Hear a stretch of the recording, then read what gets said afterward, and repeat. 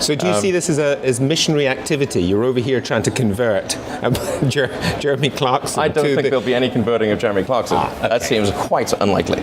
God, they've come on. We have a Tesla Model X in the new series, and it's a lot of it's very impressive. It's a really interesting new way of looking at what a car is. I liked it. Well, Elon Musk, I mean, the first time I reviewed a Tesla, he sued me and lost, and then he appealed and lost that as well. You know, it was a hard-hitting review, but it was a fair one. Clarkson's show is much more about entertainment than it is about truth. And I think most people realize that, but not everyone. What happened to the Top Gear debacle over the Tesla Roadster? And this is basically where Top Gear falsely implied that the Tesla Roadster had run out of energy when they tested it, which it didn't. In fact, because the whole vehicle is a detailed computer log, so we can see it. And then also when we dropped the car off, one of our guys happened to see a script sitting on the table. He'd already dropped the car off, and so reading through the script, and in the script the car breaks down. We're like, wait a second, you wrote the script before we even gave you the car. So there's something wrong about that, and you wouldn't think it was. We were hoping it wouldn't be that bad, but then when we did the Tesla IPO roadshow, we just got one investor after another asking us why our car broke down in Top Gear, particularly in Europe. Every investor we met with in Europe asked us why our car broke down, and I was like, well, this is ridiculous. So, and then to add salt to the wound, Top Gear just kept repeating that episode. The motor's overheating and I've got reduced power. While it cooled down, we went to get the silver car out again, only to find that while it was being charged, its brakes had broken. No! So then, with the light fading, we had no cars at all. The first electric car that you might actually want to buy. It's just a shame that in the real world, it doesn't seem to work. Batteries. We on this show have some experience of electrical fires in a crash. And this has the same sort of batteries that the Rimac had.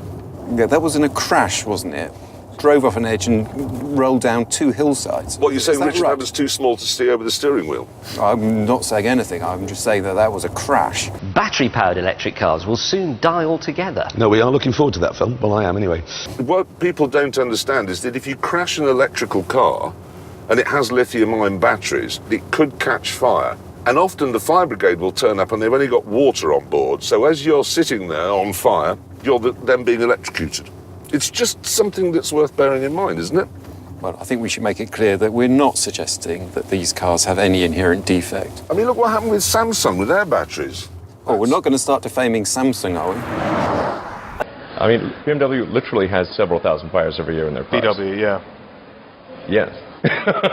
So I'm not sure I'd be startled by one in an electric car.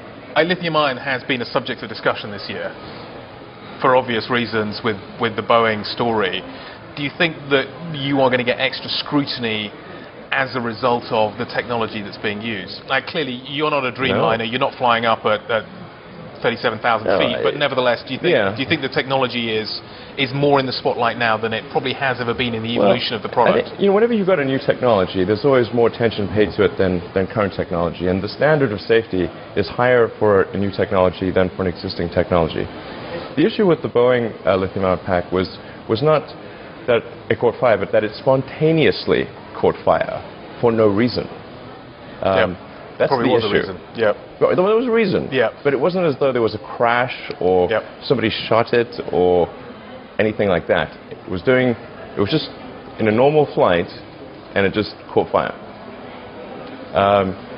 So, in our case, it was hit by a large piece of metal at high speed. And if that were to have, say, punctured a gasoline tank or gasoline supply lines, the car would have been in a conflagration. It would have burnt to the ground. There are, however, some drawbacks. But before talking about those, Mr. Willman said I should fill the remaining 6 seats with a team of lawyers. I think the battery is a good analogy for libel law and reviews generally, in that you have to it has to be balanced. You must have the positive and you must have the negative. Should we bear that in mind? No, what we should bear in mind is that, what I've just written on the screen. So who knows how the lawsuit will go, but it's still working its way through the British courts.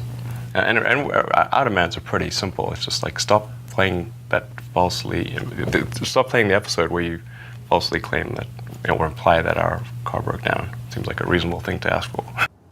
First thing I want to talk about is range, because Tesla say this will do 351 miles between charges, but in my experience, electric cars never do the range that... How extensive is your experience, Jeremy? How many electric cars have you driven? 2. Ah.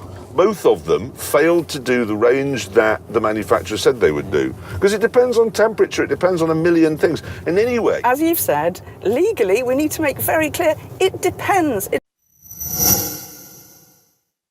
An earlier Tesla received a very rough ride from the BBC's Top Gear programme. Well, I wouldn't paint all of BBC with Top Gear's brush. I see. So what do you really think of Jeremy Clarkson? I'm actually a great fan of the BBC. I was surprised to learn Top Gear was even on the BBC. So what do you think of Jeremy Clarkson? I think, well, Clarkson's show is much more about entertainment than it is about truth. And I think most people realize that, but not everyone. And I've actually enjoyed a lot of his shows, so it's not as though I just hate Top Gear or anything. He can be very funny and irreverent, but he does have a strong bias against electric cars, and he particularly seems to hate American. Like his 2 pet peeves are American cars and electric cars, and we're an American electric car, so we're in the worst possible situation for someone like Clarkson. So do you see this as missionary activity? You're over here trying to convert Jeremy Clarkson. I don't think there'll be any converting of Jeremy Clarkson. Okay. That seems quite unlikely. Most people are not driving like a maniac like you. I'm not. I'm doing 34 miles an hour. At the moment. But so that we're clear, we completely accept that this car can do 351 miles between charges, don't we? I don't know, I haven't tried it. Well, I think we should accept that if that's what Tesla says and we don't have any evidence to the contrary. What, you just take what a car manufacturer says as being gospel? Well, Vauxhall says its cars are exciting. I wouldn't wish to contradict them on television unless we had strong evidence to the contrary.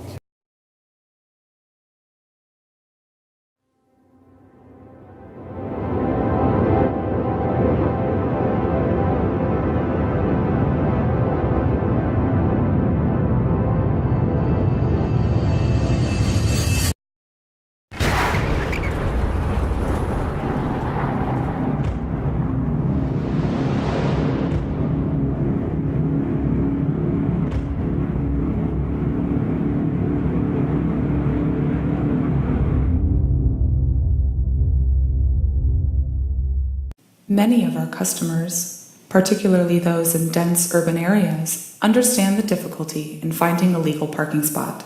An over-the-air software update will be going out to vehicles that allows Model S to automatically detect the presence of a meter maid or law enforcement officer. If Model S detects an imminent ticket, it will deploy countermeasures to deter the ticket writer. The windshield wipers and washers will be activated, deterring the ticket writer. In the event that the ticket issuer persists, Model S will enter ticket avoidance mode. In ticket avoidance mode, the vehicle will autonomously drive in circles around the block until the ticket issuing threat is no longer detected.